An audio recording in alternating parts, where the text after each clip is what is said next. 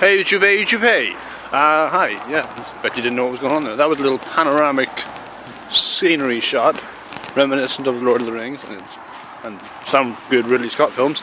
Yeah, I'm just, it's good morning, first off. It's Wednesday morning. The sun is just coming up. I've just dropped my son off at school. I'm going for a walk down by the Coil River. Here it is. Ooh. Again, another wee panoramic scenery shot for you. It's really nice. So you know how whenever the Lord of the Rings and The Hobbit comes out, and King Kong even, any one of Peter Jackson's films that comes out, you get the theatrical cut, and then a couple of months later you get the extended cut. Well, same with my videos. You'll get my thoughts on The Hobbit, and a couple of days later you'll get my extended thoughts on The Hobbit. And this is that.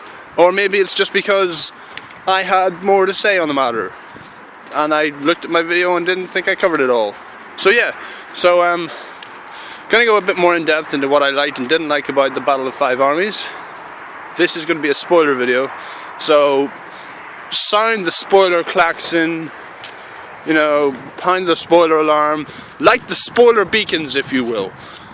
We're gonna get right into this. So yeah, I don't know, when I say extended, I don't mean this is going to be 20 minutes long, I just mean I'm going to cover some more stuff. So yeah, first off,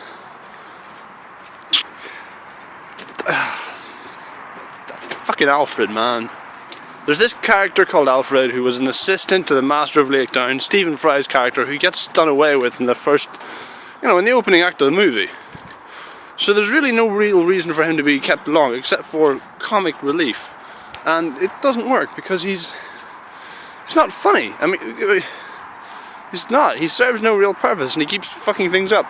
Bard saves his life in the beginning, kind of reminiscent of how Aragorn saves Wormtongue's life, but that came full circle. If he hadn't done that, then Wormtongue wouldn't have went berserk and killed Saruman in the extended cut of Return of the King, and yes, that served a purpose.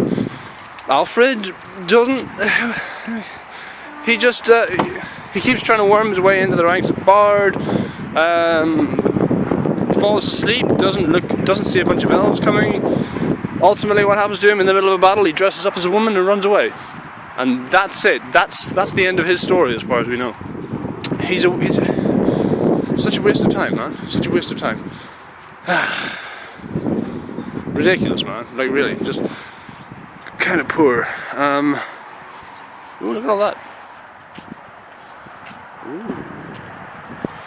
It's waterlogged. Yeah. So that's my first real gripe. It's like, this guy isn't very funny, and he's kind of holding the entire movie back.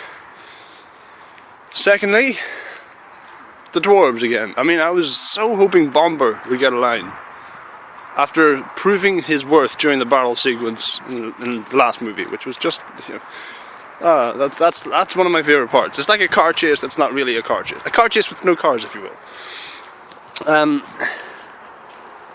He doesn't get a line. A lot of the other dwarves don't get a look in very much. It's just, we just focus on the handsome dwarves. Although, having said that, Balin and Dwalin, Ken Stott and Graeme McTavish's brother dwarves, they get some really cool moments. That bit where he's in a cupboard crying, and Bilbo spots him. He's like, "What's going on?" He's like, "It's dragon sickness, man. I put my faith in this guy, and now he's just going berserk with the dragon sickness." And again, with Dwalin, he confronts Thorin and says, "Look, you were always my king, but I don't know who the fuck you are now, man." That was a pretty good one. I like that. The Tauriel and, was it Keely? Irish dwarf? Him. Keely? Yeah, Keely, I think. Yeah, Keely. Their relationship, I mean, I sort of got over it. You know, a lot of people were like, "This wasn't in the books, what are you playing at? This is nonsense." And yeah, it kind of is, but it's sort of seeded in the first one, so it's not like they just reacted to how popular this actor was and went, let's give him a bigger role, let's give him an actual storyline. They didn't do that, and I appreciate that. They were like, you know what, let's work in a little love story here, because that's something this trilogy's lacking. It's not Aragorn and Arwen, but it's not Anakin and Padme either, so ain't all bad. What else? Things I did like though. Okay, the Smaug attack at the start. Excellent. Just, you know, really good. That's when the 3D in the movie worked best. Cumberbatch killed it. Again, I was so pleased whenever Smaug just stopped flying. I was like, you know what? Monologue, bitch. Blah. Who are you, bowman? And all that, you know? That was pretty cool. But it just feels like they've fallen so far from the Lord of the Rings, because after the devastation of Lake Town, it just shows about 100 people plus Legolas by the banks of this lake, and that looked to be like the only genuine location shoot that they did. I'm like, well, this is... The scenic vistas of New Zealand go hand in hand with everything else in these movies. The score, the graphics, the storytelling, the well-adapted screenplays, all of that. And it's like they didn't factor it in as much as I'd liked, but maybe that's just a minor gripe on my part. The worms, the wereworms. I mean, yeah, in the books, Tolkien kind of alluded that there were these big things that lived in these and whatever, but they kind of... they're like, I heard somebody say they're sort of like the eagles for the orcs, in that they kind of show up at the very last second when they're needed most, and then they'll just kind of bugger off again rather than do more. Which is a fair point, you know? They do that. Let me think. Yeah. What else? Oh, right. Okay, so yes. I did mention before that it's Armitage's movie, more than Bilbo's. Martin Freeman kills it in a couple of scenes. That little comedic scene with Thranduil was pretty cool. Thranduil gets more to do in this movie, rather than just sort of be a menacing diva, although he is that. You know, I mean, after watching that movie, how much do you want to ride an elk in the battle? And then use the elk's antlers to assist you in a mass decapitation? I mean, I'm just walking down a country path on a Wednesday, and I could be doing that. The more fool me.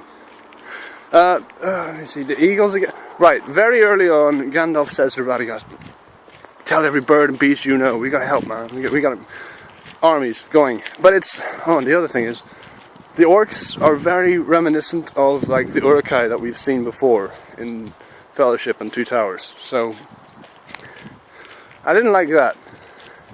It was very unoriginal.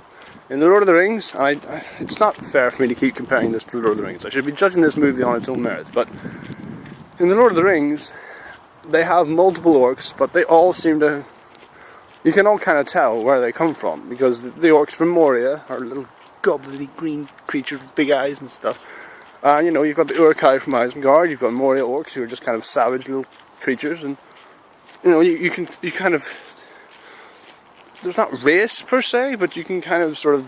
They're distinctive enough to know where which ones are coming from.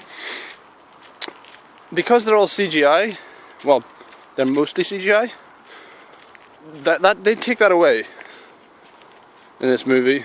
And again, they just look like the Uruk-hai. So their armor is almost instantly like the Uruk-hai. It's not brilliant, I didn't think. I just thought it was lack of creativity on old Pete Jackson's part. The bit where Galadriel and the rest of the White Council confront Sauron and say, "Get out of there!" Boom! That bit, pretty good.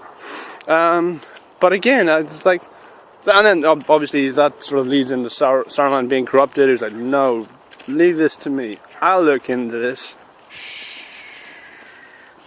I totally won't turn evil. Nobody listens to Elrond. He's like, "Shouldn't we go after him?" No. Shouldn't we destroy the ring? No, I got this. I'm going to keep this ring. Nobody listens to Elrond. It's a damn shame. The Battle of Five Armies itself, which is kicked off by, like, Dane Ironfoot, who's played kind of by Billy Connolly, in that, I mean, it's like sort of, it's like a double with Billy Connolly's face, kind of CGI'd into it, which is kind of weird looking, but he's pretty cool. And he comes in, he shows up riding a pig, and you think it's going to be like, oh, I'd heard this before the movie. I was like, oh, this is going to be like Warcraft. He's going to show up on a fucking badass wild boar. No, he just comes up riding like a little pot-bellied pig. I don't know what he thought would happen with that. It's a pig. You remember that scene in the trailers with like a stampede of dwarves on goats just coming down the hill, Riders of Rohan style? Doesn't happen. Doesn't happen. It's not there. And then goats just sort of appear whenever Thorin gets over himself. He's like, alright, we're in the battle now. Do you know what I'm going to do? Take off Azog. He's up there. I'm going to get him. And everyone's like, okay, cool. We'll just have this big life-threatening battle down here. Go up to that hill and do your own shit. And that's kind of where the story follows them. Yes, okay, that features a couple of the leads. Fine, that is where the tide of the battle was going to be turning. But I kind of wanted to see more of the actual battle down in the valley, you know, with the elves and and it goes into the ruined city of Dale, which I don't remember from the books or anything. They're like, all right, do you know what we'll do? We'll turn this into sort of the Siege of Gondor, where you've got all these. This one, I will say, really hammers home the effects of war. The Lord of the Rings movies have been accused of like glorifying war. It's all completely bloodless, and you know, you don't really see the dead bodies or the devastation as much. You know, in this one, you totally do. You see women, children, old people, everyone just sort of collapsed or being mauled. They worked that into it. They worked like this. All this could have been avoided if they hadn't gotten over their shit. But it wasn't Thorin's fault, kind of. Really, I mean, he delayed them, but nobody listened to Gandalf because whatever, man. We can't see an orc army. What are you talking about, wizard? Wise man who's been alive for thousands of years. Wished. So, yeah, I would have wanted to have seen more of the actual Battle of Five Armies instead of, here's the Battle of Five Armies, and here's this little excursion on some mountain goats with the handsome dwarves and Bilbo to take out Azog. Azog the Defiler, who now has a sword arm, played by Manu Bennett, aka Deathstroke from Arrow. Love that guy. You know, he's alright, really. It's their fight